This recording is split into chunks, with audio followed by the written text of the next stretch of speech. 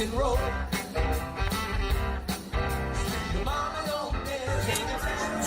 All right, Johnny, be good. How are you, man? Spinning those dials. Oh, yeah, we got the Detroit lean going. We got the Detroit lean going, the Black Sedan band. My brother is the drummer in that band from Birmingham, Alabama. So if you're watching, if you're tuning in, you're noticing that, no, Pat King did not get better looking overnight. No. He did not get younger. Pat King is on a golf trip in Texas, and filling in or pinch hitting or Wally pipping Pat King is the great Robbie Berger. Rob is the longtime basketball coach in Mishawaka, Marion, very successful basketball coach. Has done it his whole life. He knows athletics. His father is the famous and just the great Robb Berger, the ex-coach at Riley High School, and he's. I mean, it's great having you in here, man. Thanks for pinch hitting. Hey, I appreciate it. I think the last time we talked like this was 1995 when I was on your coaches show down in Anderson, I think. Yeah, no, I think it was. You're exactly right, Rob. Rob, his first coaching job was an assistant with me at Anderson High School for a couple years.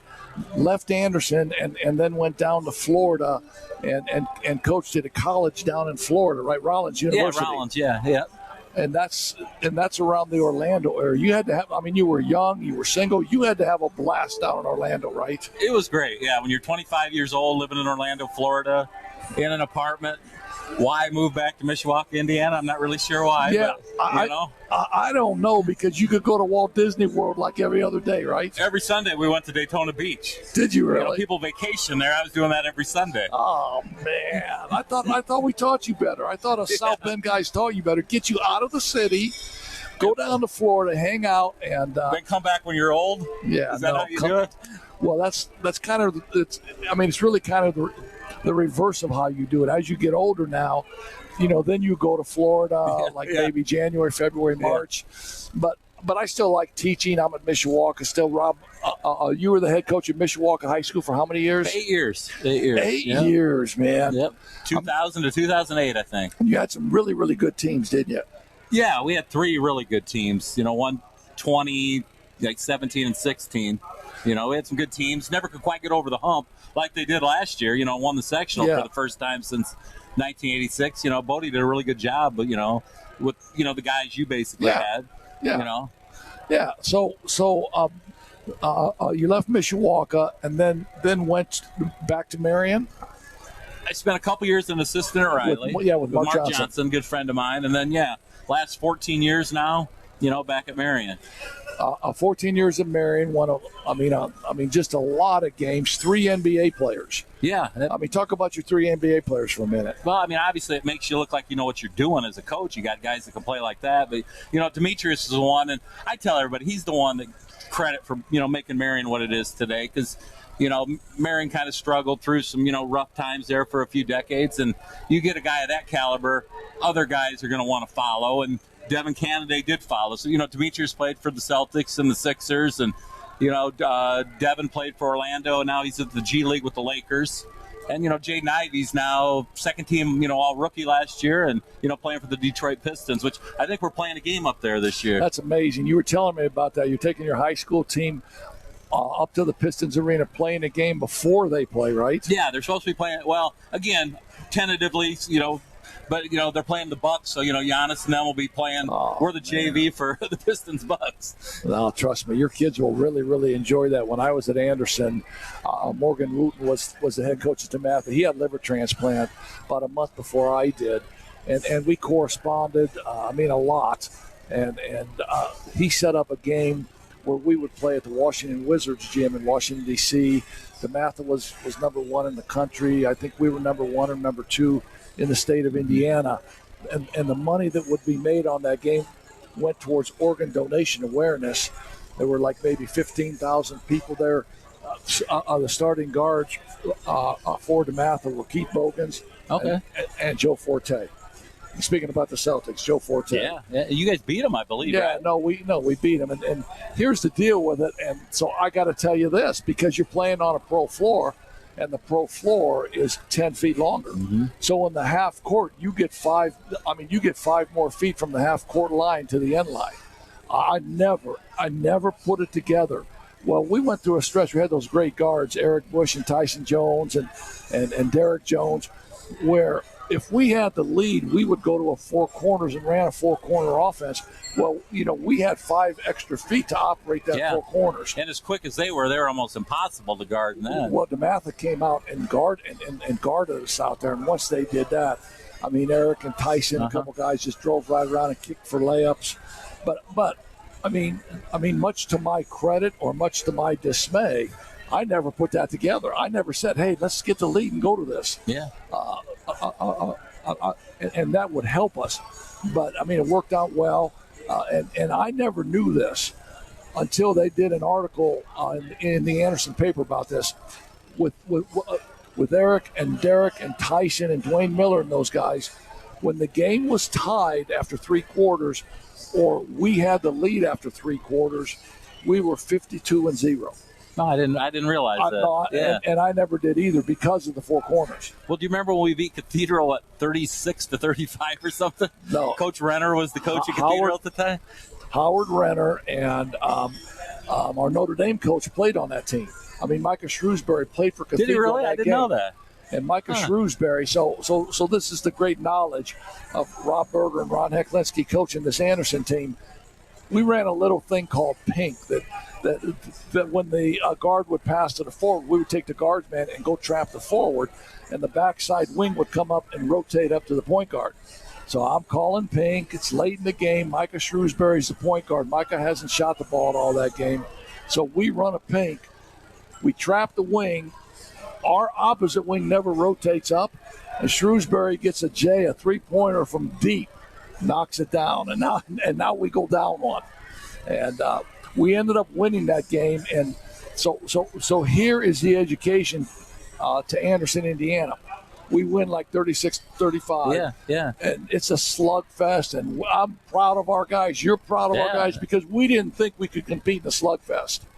And we're walking off. Yeah, we like to get up and down the court a little more, Yeah, and we're walking off, and some of the Anderson fans are booing at us because it's not an 85-80 game.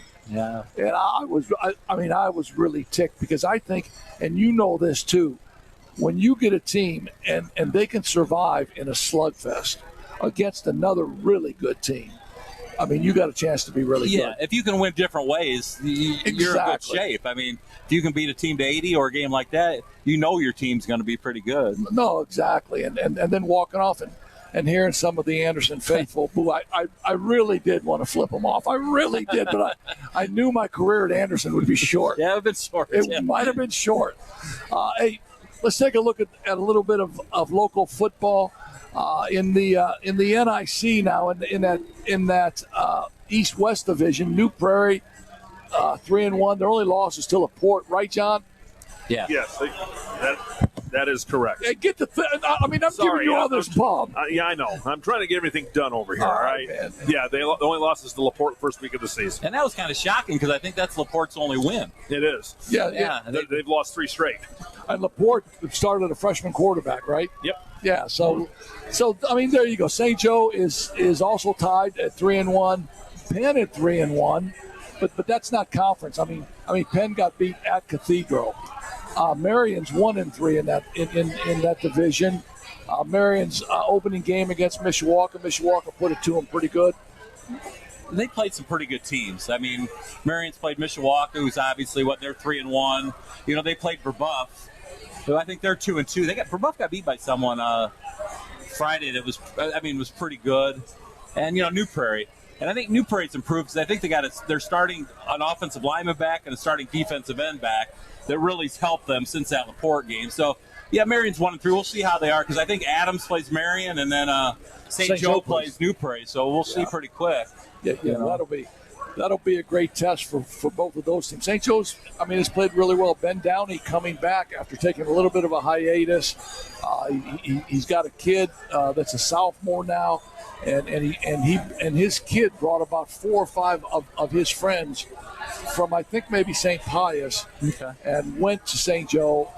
If they would have hired Ben, and as we know, we talk about recruiting at the Catholic schools. We're going to hire Ben, man. If you're bringing 6 or 7 guys with you, man.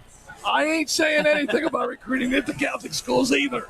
I ain't saying it. The North-South division, South Bend Riley 4-0. And we were just talking off the air where, I mean, they're going to be 6-0, and they're 6-0 going into that New Prairie game, right? That'd be a big one, you know.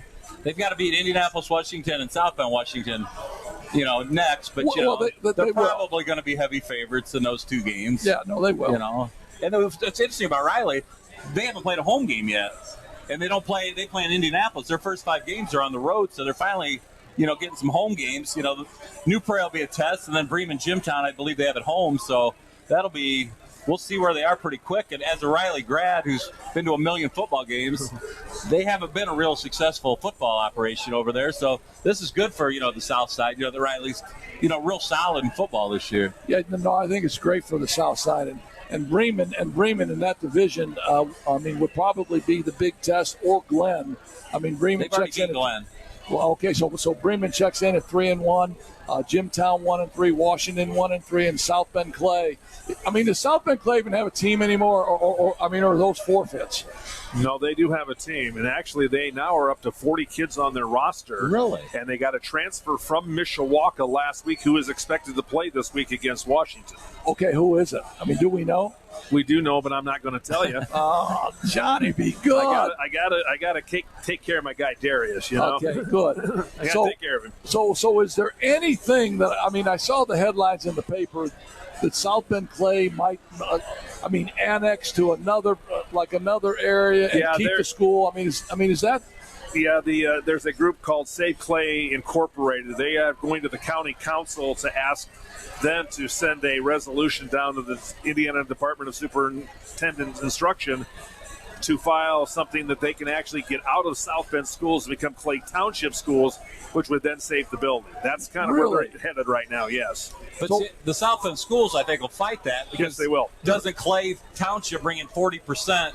They bring in 40% of the tax base for the South Bend schools. Exactly. So that's a lot of money right there. And it's not just Clay Township, because you've also got Clay Township South Bend. If you think about it, because I live in Clay Township in South Bend proper, but I pay taxes for Clay High School, even though my kid went to Riley and I went to Adams. But see, that you're right, Rob. That's 40% of the tax base. So the South Bend schools are going to fight that tooth and nail, I'm sure. Yeah. Mr. Agostino will take care of it. Oh, he will. Yeah. He just wants the checkmate out Agostino. All right, so the Northern Lakes Conference, Warsaw, Mishawaka. Northwood gets upset by a Northridge team that Mishawaka beat by 30 points. And that's a surprising loss for Northwood, I think. Well, I had heard the kid that's going to Georgia did not play in that game. I had heard, but still, it's a shock. Yeah, no, it is a big shock. Warsaw, Mishawaka, Bart Curtis. That'll be a big game coming up. So Mishawaka has Plymouth, which I'm not sure if Plymouth is still playing JV football or not, because actually they've been down the last few years. They broke a losing streak last week with a win. But I think they had lost 20-some straight games or something like that. No, they won their first game. They're 2-2. Oh, they're 2-2? Yeah. Oh, I didn't know that. Okay. Yeah. Yeah, well, that's why we need him on the show. Oh, that's exactly right. Lou Gehrig's sitting to my right here. Yeah, by the way, King says he's on the 18th tee. So. All right, good. Good. Tell him he needs to stay out there. We got a guy that knows actually what he's talking about here. We don't need his help. He can just finish his round of golf and have some dinner. So then Mishawaka goes to the trifecta of Warsaw, Northwood, and Concord. And so that will decide that league. Who comes out of that? I think the winner of Warsaw and Mishawaka will win the NLC. I think both of them are a little too much for Concord, Mishawaka already took care of Northridge. Yep. But, Northwood will be tough. If they have everybody back, how many teams can you say in this area have Georgia's number 1 in the country, Michigan's number 2, and they got 2 guys going to those 2 programs? What if we had, a guy going to Duke and Carolina, our teams, we'd be pretty good coaches. No, I know. Or going to Notre Dame and Purdue or Princeton or wherever that was. We'd be pretty good coaches. Hey, let me read a commercial spot here real quick. Thanks to Tony Letcher with Health Market Insurance. Whether you need help with your health insurance or Medicare, it's time to get the right coverage for the right price. Call Tony today at 574-307-8882 or visit the website at tledger.com. So, I mean, we mentioned Duke and we mentioned Michigan. How could we not mention Michigan State now? How do we not mention Michigan State and all the trouble that has gone on in Michigan State? And now we got a clown he's got great football pedigree. He gets paid $100 million. Just signed a new contract last year, right? All you got to do is coach football, go home to your wife and family, and be a great family man. But so Michigan State then hires a firm to come and talk to the players on sexual harassment. So great move. I mean, great move with all the things going on campuses today. So especially Michigan State. Exactly. And so the young lady comes. She does a great job. So the great Mel Tucker used to be the defensive coordinator for the Chicago Bears, was the defensive coordinator at Georgia. He's the head coach. He starts talking to the lady. He starts, for a better term, rapping to the lady a little bit. He starts texting her. He starts sexually harassing her verbally. And he asked the question, if I wasn't married, I mean, would you be interested in me? But you are married, Mel. Mm-hmm. But you are married. And so she files a sexual harassment deal against him. He's suspended without pay. Which we all know what that leads to. Yeah, he's done. Yeah. He's fired. He's got the world by you-know-what. And all of these kind of situations that are going on now, they literally blow my mind because people have it made, right? Yeah, I don't understand. I mean, if you pay me $100 million, I would mind my P's and Q's. I don't understand. Plus, even if you paid me nothing, if you're married, you got to respect that, right? I don't care if I wasn't making any money. No, if you pay me $100 million, I'm taking my wife to a movie every night because I love going to movies. Mm-hmm. Instead of getting a medium popcorn, I'm getting a large bucket because I got money. And maybe an icy. Yeah, and an icy. Yeah, unbelievable. Well, and it's the same deal with the shortstop from Tampa Bay, Wander Franco. He's a multi-millionaire, signed an $80 million contract at age 22, I believe. He's messing around with 15 and 16-year-olds in the Dominican Republic. I mean, for all intents and purposes, his major league career is probably done. Yeah. I mean, no matter what happens in his, Yeah, no, in the court case and all that stuff.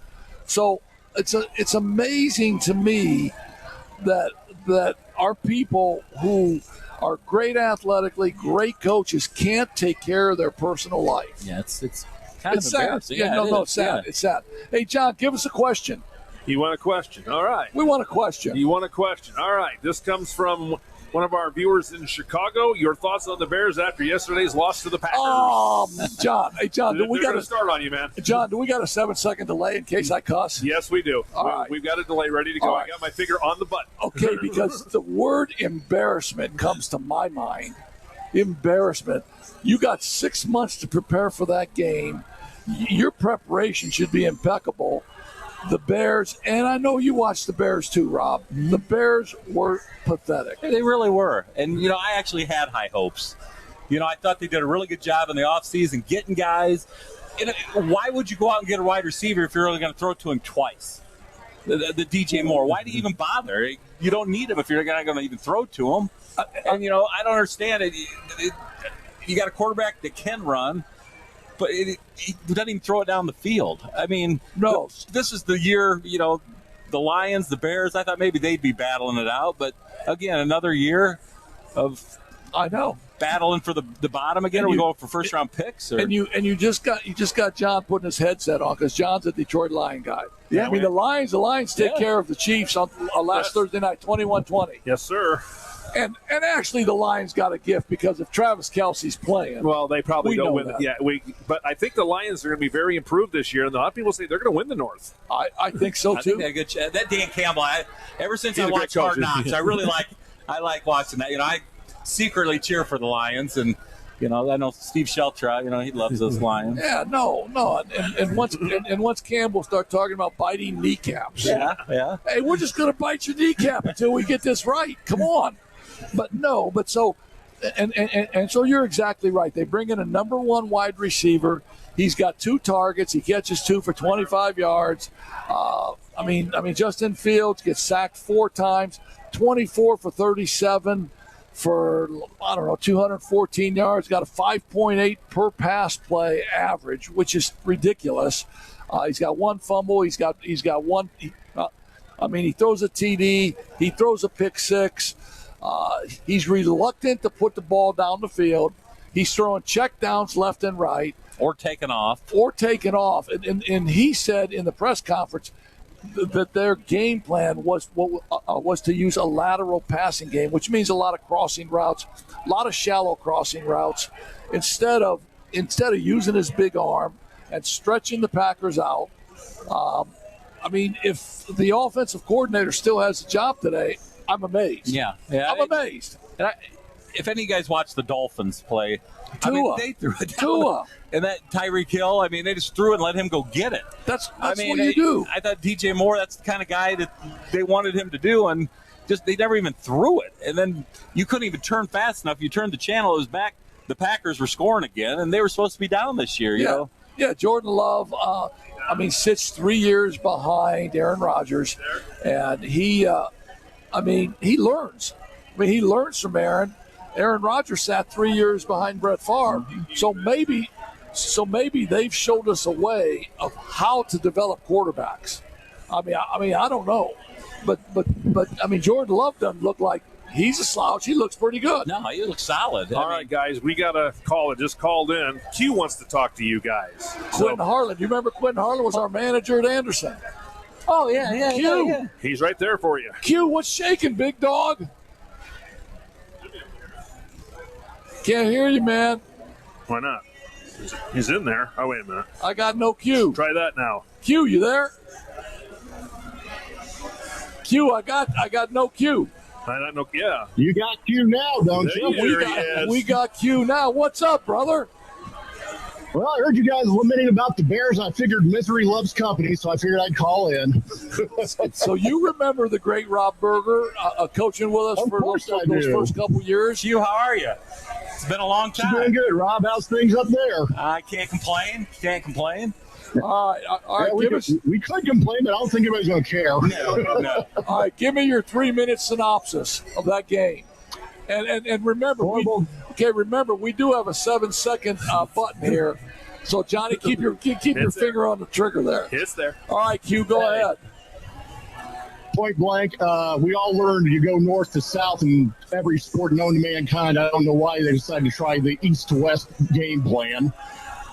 You're exactly the play right. calling makes me think Luke Getson needs to go back to coaching a middle school team. Thank you, Q. And as far as your defense is concerned, hey, there were actually a couple sacks by the defensive line, so I guess that's cause for putting a candle in a cupcake, not a parade. Short of that, like I said in a YouTube video I posted last night, the thing that stings the most is it's just another loss to the Packers. Yeah, no, but okay. Let's say this. It is another loss to the Packers, but it's trending in that direction. Not only to the Packers, but now, a lot of other teams. So here's the deal. Well, you got to go to Tampa next week. You're going to be playing in a sauna in Tampa, Florida. And then you've got Kansas City. So you're staring down the barrel of 0-3. So next week, how often do you say this about a week 2 game? Next week is a must-win for the Bears. I agree. It's not going to be easy. No. They played well. Never is. No. Okay, so here's the deal. Baker Mayfield looks like he did his last couple of years in Cleveland. All right, here's the deal. Find a genie. I'm in tankathon mode already. Because we could tank it out and get the number 1 pick. Carolina, we got Carolina's first pick. Carolina will finish a half a game behind us, so we got the first 2 picks. But the deal is, do we know how to pick anybody? And if that scenario happens, I say it's time to pull the plug on Fields and draft Caleb Williams from USC and give him the football. Well, here's the thing. If Caleb Williams still has another year of eligibility left, so is he going to come out and play for the Bears? He's coming out, baby. And I tell you what, well, I don't know now because I mean, NIL money. He's probably making more money. Yeah. He's making more than Justin Fields is probably now. Now, is he going to want to come play for this defense coordinator? Correct me if I'm wrong on one thing here, though, Heck. What? You were around for 1965 when a couple guys named Gale Sayers and Dick Butkus got drafted, right? I was there. Yeah, exactly. Okay. How well would you say the Bears built around those guys, or did they just think those two guys could win everything by themselves? Well, they never had a quarterback back then. They had a guy named Jack Concannon. They had Rudy Bukic. They had Billy Wade. Yep. So defensively, they were the monsters of the Midway, but they never had a quarterback, and that's been their bugaboo for about 1,000,000 years. Forever. Yep. And outside Jim McMahon, who I keep hearing was mediocre at best, but hey, he was a game manager. That's all you need. Yeah, well, so here's a great Jim McMahon story. So Mike Ditka made millions. His offensive coordinator made a lot of money. The play caller made a lot of money. So the play caller gives a play. He sends it down to Ditka. Ditka sends it to the coach, who's going to relay it into McMahon. McMahon looks at both of them, gives them the finger, and runs what he wants to run because he had a great football mind, man. That was Jim McMahon to a T. He had a great football mind. Hey, yeah, I just got done watching a doc about the 85 Bears, and basically Steve McMichael, Dan Hampton, everybody called Jim McMahon the offensive coordinator. Yeah, no, that's exactly what it was. How's your health? Are you doing good? Are you doing better? I just got done seeing my endocrinologist today. My blood sugar levels are trending in the right direction. Good. I got the A1C. The A1C levels are getting better. Tomorrow I goes with the family history. I mean, again, thank you for all the thoughts and prayers for my dad with his heart surgery and everything earlier this year. Yes. With that family tradition, I'm seeing a cardiologist tomorrow for the good old stress test, a heart scan, an ultrasound, all that good jazz. All right, well, don't watch any more Bear games for the rest of the year, and your heart will be okay, man. Hey, listen. Bro, I'm so conditioned to deal with that, it's nothing. Hey, listen, thanks. It's a pleasant shock when they actually kick somebody's butt.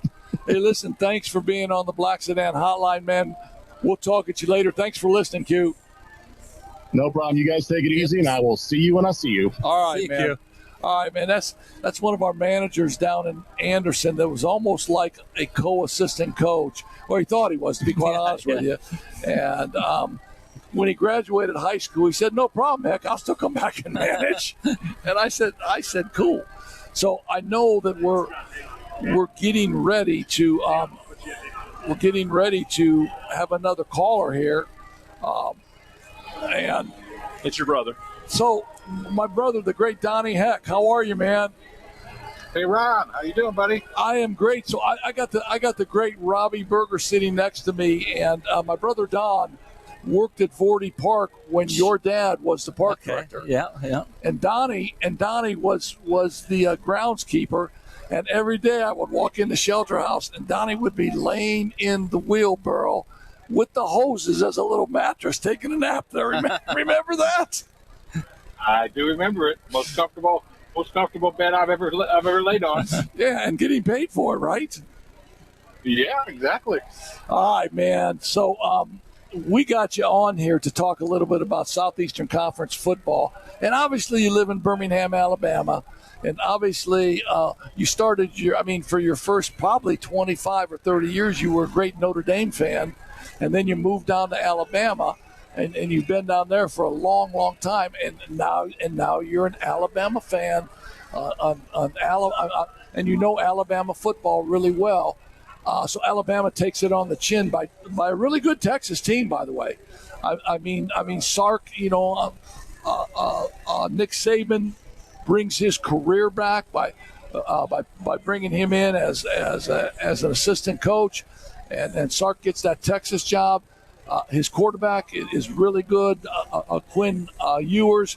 And here's the thing about Texas now that I think is really cool. Everybody thinks Arch Manning is going to Texas. Mm-hmm. Arch Manning's going to be the man. He's going to start. Arch Manning can't bust a grape now because they got a really good quarterback, right? Well, Ron, Quinn Ewers did a great job of managing that game and putting the ball into players' hands that needed to have the ball. I mean, it was nothing outstanding. It was just he's a very good quarterback. Talent-wise, the Alabama quarterback can run faster, can throw the ball farther, but Ewers can make better decisions. And I think the one thing that you can't teach, and I think you'll agree with me, is accuracy. You either are accurate or you're not accurate. And, you can't. Those days are gone. Put the ball on the money. Those days are gone where you hang the tire in the backyard and you put it on the clothesline, right? Well, they're not gone, but you do that when you're in high school and grade school. You don't do it as a sophomore in college, and if by your sophomore year in college you're not accurate, you're not going to be accurate. I mean, the same with pitching. It's and so there are several passes that Milroe threw that his receivers had to change their course in order to catch the ball, and one of them was on A&M's 20-yard line, and he threw it to a back coming out of the backfield, and the guy had to literally spin around, and catch the ball, and he fell down after he caught it. There was nobody in front of him.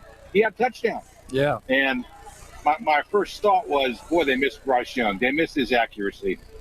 And look, I don't know what they're going to do, and I don't, I'm a fan. I don't know any more than a typical fan does. I just observe. And he's a great athlete. He's got a lot of tools, but the other thing I saw was he stared his receivers down. And at that level, if you stare your receivers down, that safety's going to follow your eyes, and he's going to pick the ball. And it happened twice. And they were both critical situations where they needed to continue the drive and score. And and then there were penalties. We talked earlier today. There were critical penalties that Alabama got bit with last year, and it seems like they still got the same situation. So two holding penalties. Penalties. Called back 2 touchdowns. I mean, that's 14 points. Yes. Saban's got a lot of coaching to do with this team. And I just looked at their schedule. I mean, they could lose another 3 games. I mean, easily. Teams that beat them last year. So here's the question: are they going to stay with Milroe at quarterback? Or are they going to give Ty Simpson a shot, or Buckner a shot? Well, they play South Florida this week, so whoever plays quarterback is going to look great. Mm-hmm. I mean, they need to give somebody else a lot of reps, a lot of game reps this week, just so they get whoever they want to game ready in case they need them. I heard, and Saban, I think Saban said this in a press conference after the game, that he was ready to pull Milroe just before Milroe threw that long touchdown pass. He was going to pull him, and he said, "Nah." He said, "I'll stick with him," but as you saw, that wasn't the end of the game. I mean, plus their defense had a hard time stopping them. Their defense didn't get a rush on Ewers all night. Ewers sat back there and had time to throw, and on the other hand, Milroe was forced out of the pocket, a lot of times. So it's a tough game, tough second game of the year. I mean, Georgia opens up with, two tomato cans, 2 cupcakes. Yeah, two tomato cans. That, unfortunately, one of them our nephew coaches at, but Ball State. Ball State. Yeah, let's take our $2 million and go home, right? Exactly. They were in Kentucky the week before, right? Yeah, exactly. Yeah. So what have your thoughts been after watching the first 2 games on Tommy Rees as the OC? The first game you really can't tell anything. The second game, if Rees is determining how to use Milroe, I think he's misusing Milroe. I mean, Milroe is not a pocket passer. He's a get him in the open and get him in open space and let him run and let him make a decision. But if that's Rees's call, I mean, I don't think he's doing a good job right now. But You know, things change. They'll make adjustments. I mean, what I think is important is what happens between now and the next 2 games. So let me ask you this question about Nick Saban now, and we know. I mean, there's no sense in going through any statistics or anything like that. We know how great of a coach Nick Saban is. He's won championships. He's a great technician. He hires great guys. But here's a question I have: if he's going to go 9-3 or 8-4, will he continue to coach in those kind of scenarios? Because we all know he's used to going 9-1 and playing for the national championship every year. And so are the fans. Yes, and so I mean, as someone who has watched Alabama for a long time now and has watched the Nick Saban era for a long time, would you say that he would coach through this type of a situation, or would you say that it would be a great time for him to retire? Well, I think there's 2 questions. Number one, and you said it earlier, will they stay with him? Well, I don't think nobody's going to force Nick Saban out of the job. No, exactly. Number one. I mean, I think the deal is all his. Yeah. Number 2, I think Nick Saban is such a driven individual that he's not going to let a bad season dictate, what he does. He's more driven than any coach. I mean, he's like Bear Bryant. I mean, he's not going to let a 3-loss season determine whether he gets out of it or not. So my answer to that question is I think he stays with it as long as he's having fun. As long as having fun is relative, but as long as he wants to. I think he'll coach through it. I do. I think he'll fight it and then turn it around. Good. So when you talk about the SEC, I mean, obviously Georgia. Who else do you think is going to? At the end of the day, who else is going to be in that race? I mean, besides Georgia and Alabama, probably. Well, there's Tennessee, LSU. Don't count Ole Miss out. Ole Miss can put some points on the board, man. And there's not many people that can stop that kind of ball nowadays. Mm-hmm. But I think Tennessee and LSU definitely are gonna compete for the SEC tournament championship or the SEC championship game. I'm pretty sure you weren't too upset when you saw A&M get beat, right? Jimbo's hard to like. That's just my opinion. The guy must have done something right in his life to get where he is, but he's just hard to like. That's just strictly my opinion. No, man. So the answer to your question is no. I wasn't sad to see them get beat by Miami. So I will tell you this much now. That our bumper music is obviously all Black Sedan music, man. And the Black Sedan band, I've seen you play a couple times, and I think the band is phenomenal. I mean, you guys still growing as a band? Are you getting better still? Oh yeah, we get better every time we play, Ron. What's your newest song? Give me your new song. What's your newest song you're working on? Oh, let's see. Heartache Tonight. Oh, man. What's the Springsteen song? Oh gosh, I got it on the tip of my tongue. Well, no, it's another Prevagen show here. My brother needs Prevagen. I don't exactly. No. So we play. So what song I want you to play? I want you to go some John Mellencamp, Cherry Bar, man. I want you to do some of that. I think the drums are great in that. Well, our guy's not a John Mellencamp kind of guy. I know. If you told me Mellencamp was on, I'd be in the car driving tomorrow, man. I'm just saying. Hey, listen, thanks for calling in on the Black Sedan Hotline. Oh, my pleasure. Thanks for giving us your insight on SEC football and Alabama. And I think the Irish are going to be pretty good. Keep listening. We're going to talk about the Irish here in a minute. I think what's his name is making the Irish Sam Hartman. Team, their quarterback. Yeah, Sam Hartman. Sam Hartman is great. He's great. Yep. He's getting hit a little bit. He's getting hit a little bit more than I want. His offensive line, I thought, would be just great in the last game against North Carolina State, he took some shots. And I think, well, I don't think if Sam Hartman goes down, Notre Dame's done. They may. I mean, they may work out a trade, 3 footballs for Tyler Buckner coming back. I don't know, something like that, Sam. I don't know. And Saban might make that trade. Yeah, he might. Nothing's illegal nowadays. No, I know, man. We were just talking about guys coming out and going to the pros, and we were saying, well, I don't know. It depends what their NIL contract is, if they're going to come out or stay in, man. Exactly. Man, you can get 3 hots in a cot and make 1.5 mil. I mean, have your college chicks all around you all the time. I'm staying in school a little longer, man. Well, hell, Sam Hartman, he's been in school for 6. This is his 6th year. I know. He better be good. I know. A hungry heart. There you go, man. I love it. Most recent stuff.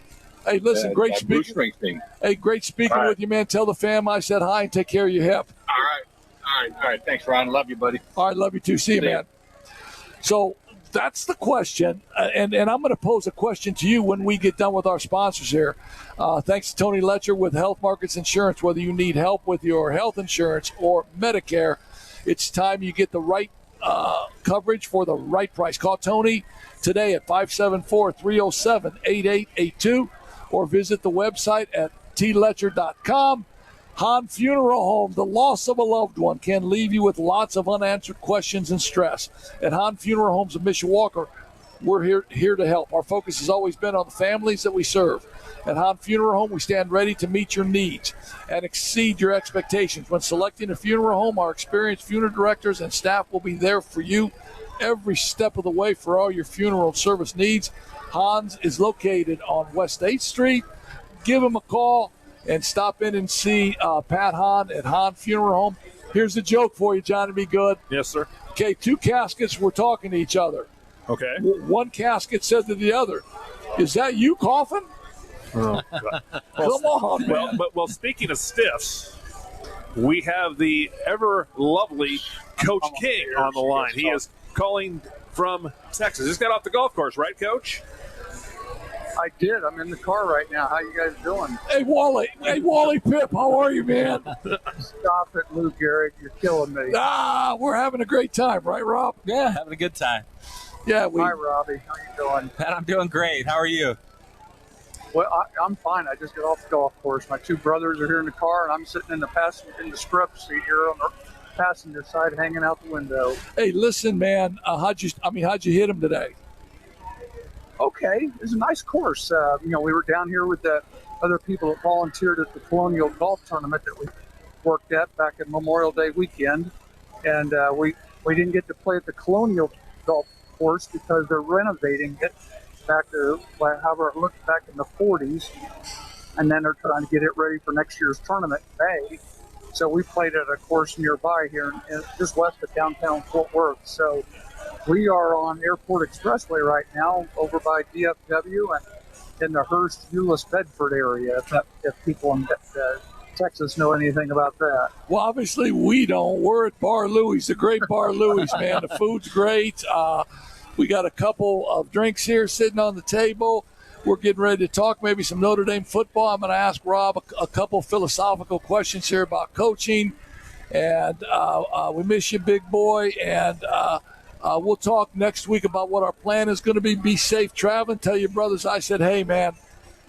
I will. Hey, one question real quick. How, what are we going to do with the Bears? Is this just a thing? Or? It's the biggest embarrassment.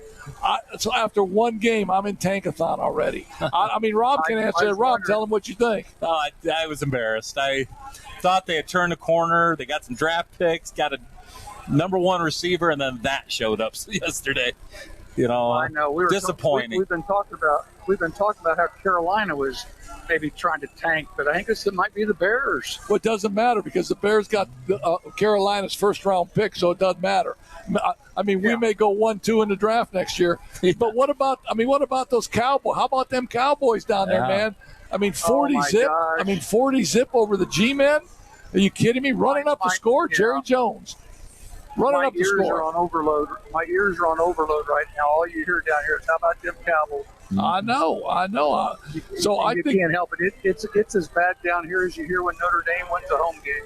I think that it's good for the NFL when the Cowboys are good. Yeah, I do too. I think you're right. No, I think it is. I think it's a great market, and it's good for the NFL when the Cowboys are good. Hey, listen, man, we're going to have to go here. I got to get some commercials read, and we got a couple other things we got to chat about. Great speaking with you, and be safe on your travels. I'll be back in town tomorrow afternoon, so I'll catch up with you. See you, Robbie. See you, Pat. All right, okay, thanks for helping out. See you guys. So here's my next. So no, Pat's got to call in, right, to see if he's still got a job, right? Exactly. I didn't have the heart to say, Pat, stay in Texas for a few more weeks. He's like Mel Tucker. Yeah. Done. Yeah. Well, not exactly like Mel, but I see what you're saying. Here's a philosophical question to you. And I asked it about Nick Saban, and you kind of fall into this same category. That you've had great players at Marion, you've won a lot of games. If you went through, let's say, a rebuild and would lose 5 or 6 or 7 games, would the desire to continue to coach still be in your heart because you've been so successful? I think I would. I think I still enjoy, the games. I know I enjoy practice. I enjoy practice.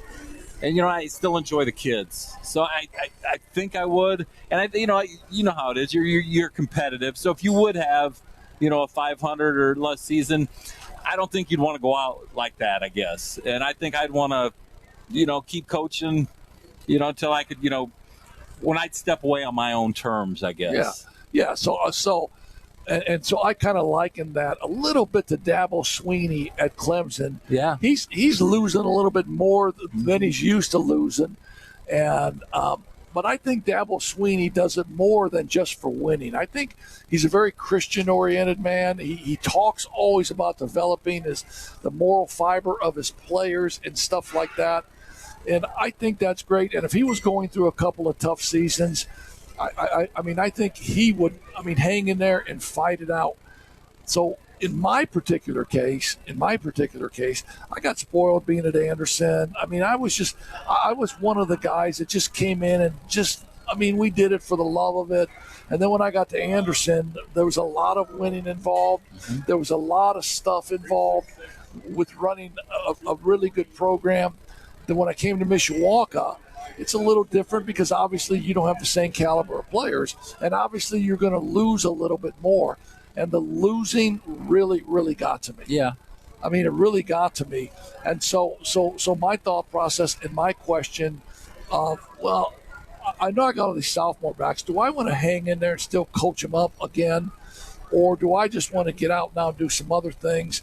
And the losing just killed me so much that I decided to get out and hand Bodie Bender a team that was actually pretty good. Yeah, they were real good. Yeah, and that Anderson, I'll never forget. You had you had like some booster meeting every Saturday. I had a booster meeting every Saturday morning where people would just come in. Oh, there were a lot. There were about 100 people there. Yeah. Because they'd watch practice. Yeah. Yeah. And one time you were busy and you made me go. I think I walked in, turned around, and came back out. I thought it'd be like 5 people. There were about 100 people in that cafeteria. Yeah.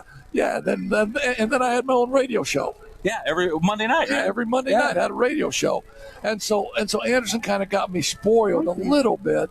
And then when I came up here, and so Mishawaka was so kind to bring me back because I wanted to come home. Uh-huh. South Bend is home to me, and I wanted to come home.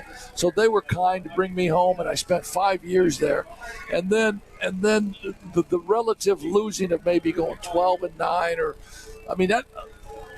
that really affected me. And when it came time for me to make a decision, I said, I don't know if I want to go through a rebuild. Yeah, and Mishawaka is trust me, it's a tough place to coach. Because, football and wrestling are king. Exactly. And it's the only place I've ever been where people even actually go to wrestling matches. But it's a big deal in that city. And, you're third or fourth, a lot of times baseball sometimes is even. So it is a tough place to go, a tough place to coach. Yeah, so what about Notre Dame? We got a few minutes left here. Hey, Johnny, be good. Give me a question. Hang on a second. We may have another phone call here. We do. We got another phone call. We have another phone call. So we're going to let you take it. There you go. He's online. You're on the Black Sedan Hotline. How you doing, man? I'm doing great. I just want to talk a little about Marion football. What's going on with Marion football? Who is this? This is Brad. How are you, man? I'm doing great. Well, so we can ask about an answer about Marion basketball because I got the guy sitting right to my right. But I don't know, Rob. What is the story with Marion football? Well, I've been to 2 of the 4 games, and they won their. I saw them beat Culver, and then the rest of for a 3A team, when you're playing a state power Brebeuf, a state power Mishawaka. And, New Prairie's been a local power. I mean, it's going to get them ready. We'll see against Adams. And then they go against Penn, which has 6 times the number of kids Marion does. So they're going to be well-tested heading into the tournament. I think they'll be okay once, they kind of get their feet under them. And they're still young again this year. I mean, other than their quarterback, they'll still bring back 80% of their players next year. They're well coached, aren't they? I mean, I think their coach does a great job. I think Mike does a really good job. And, his position coaches, I think, are, good coaches as well. Good guys, too. And it's always nice when you get along. You're the basketball coach. Yeah, no, you get along with your football coach. I think that is great as long as your basketball players aren't playing football, right? As long as they don't get hurt playing football. Yeah, exactly. Exactly. Madison Begonia, Bright, is he's playing at Purdue University. He's a freshman. He's a wide receiver. Hunter Renner is the punter at Northwestern. And don't forget Xander Horvath on the practice squad with the Steelers. Yeah. I mean, a great career. And, so I got to say this, Hunter Renner's probably punting a lot at Northwestern nowadays, isn't he? I saw him play. Who they played? They played Rutgers their first game. He probably had about 10, 11 punts. I know. It's a tough day. I mean, have you ever sat down and asked him about the hazing incident? Like, did he have to go through any of it? I haven't seen him since all that happened. No. I mean, that's. I mean, Northwestern is the Harvard here of the Midwest, and they're dealing with stuff like that. Are you kidding me? Come on. No, so Marion football, St. Joe football, the Catholic War, right? The Holy War. Yeah, the Holy War. I love that, man. And of course. So I do a Legends program on regional radio sports with Paul Condrey on Thursday. So Thursday on our Legends show is going to be Johnny Morrow and Nick DeChico. Wow, from the 73. Yeah, 2 Marion studs that played for my brother, who was the head coach there when they won those state championships. They were honored at halftime of the Culver game. That 73 team was there. And both of those guys were there, John and Mr. DeChico. They were both there. And Nick DeChico, and they had a tailback named Nick Barnes. He was there. Who went on to play at Indiana University. I mean, what a stud Nick Barnes was. I mean, just a great football program. So, hey, thanks for the question. And hopefully we answered the question, right? Is our caller still on? Okay. All right, good. Oh, yeah. Johnny, give me another question, John. You want another question? All right. This comes from Darius in Chicago. How much parity is there in college football, in your guys' opinion? Well, I think since the NIL came in, I think some of that parity is shifted a little bit because of money. But I still think the Power 5 conference is right, and what you're seeing now, you're seeing a Colorado and a Neon Dion. I mean, really doing his thing at Colorado, right? Yeah, but I think when it all comes down to there's usually about 4 out of these 7 teams. You got your Georgia, your Alabama, your Ohio State. TCU snuck in. Clemson's been in there for the last 10 years, though. It kind of reminds me of women's basketball. It's always the same teams that are always, in the playoff system. In Colorado, I think they, are they going to be able to beat the USCs of the world? It looks like Oregon, looks like Oregon's pretty good. Are they going to be able to beat, that's a good win against, who they win their first? They beat Nebraska last week. And they beat TCU. It's a big win for them. They're going to beat Colorado State. They're going to be 3-0, and then they're going to play Oregon and USC. Yeah, those will be their tests. And so that'll be the Washington, deal right there. Washington. Yeah, I mean, that'll be the deal. But I think the big schools are still the big schools. Yeah. I think Notre Dame. I think Notre Dame as an independent will be there. Speaking of Notre Dame, Sam Hartman again. He's a pro almost. He's a 6-year quarterback. I hate to see him get hit though. And I thought the start of that North Carolina State game, he got hit way too much. And I thought the offensive line had a few leaks early in the game. But then Notre Dame had some big splash chunk plays. Coming out of the delay, Estime goes 80 yards up the middle. Play. And, Notre Dame's good. I think Marcus Freeman is good. Yeah, I think he's going to get guys, too. Yeah, I think he's a great recruiter. And he's got good assistant coaches. So I think Notre Dame. I think Notre Dame will always be up there. Yeah, and then let's be honest. They have a 3-game schedule.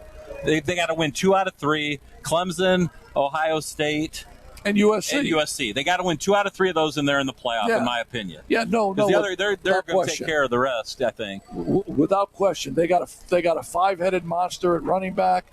They got great receivers. Their only problem is, and I said this last week, if Sam Hartman goes down, it's not even close. You've been around longer than me, but he's the best quarterback. I don't remember Joe Theismann. I don't remember Joe Montana. Well, since Brady Quinn, probably. And Rick Meyer. Those two. But other than that, I don't think think of another quarterback even in his league. No, I don't think so either.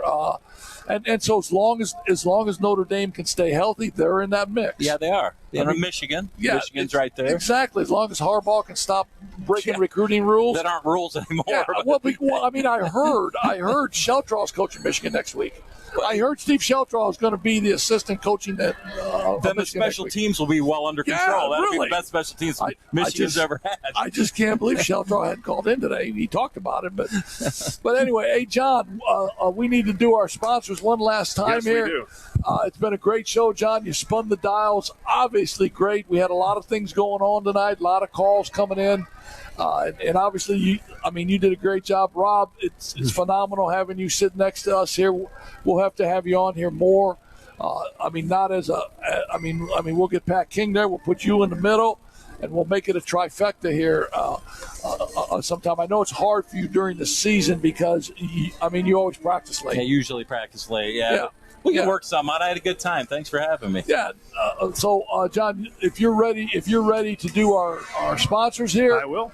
We can say adios. And the question on the Cubbies, I like the Cubbies, man. We're Colorado tonight. We took 1 out of 4 against the Diamondbacks, but that's okay. We're still 2 up in the wild card, 3 in the regular standings to the Milwaukee Brewers. Go Cubbies. Thanks a lot, Rob. You're the best, man. Appreciate it. All right, man. All right.